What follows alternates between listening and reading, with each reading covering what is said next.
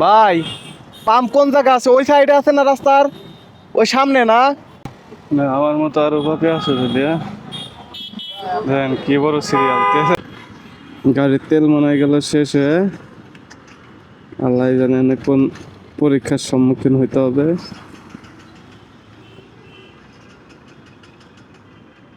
শেষ।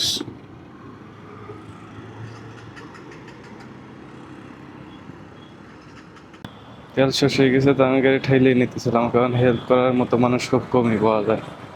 তারপর এক ভাই এসে জিজ্ঞেস, ভাই তেল শেষ হয়ে গেছে নাকি? পরে বললাম হ্যাঁ ভাই। পরে উনি এনে ডাক্তার নিতেছে। ভাই, পাম্প কোন জায়গা আছে? ওই সাইডে আছে না রাস্তার? ওই সামনে না? আচ্ছা ঠিক আছে ভাই, ধন্যবাদ। ঠিক আছে।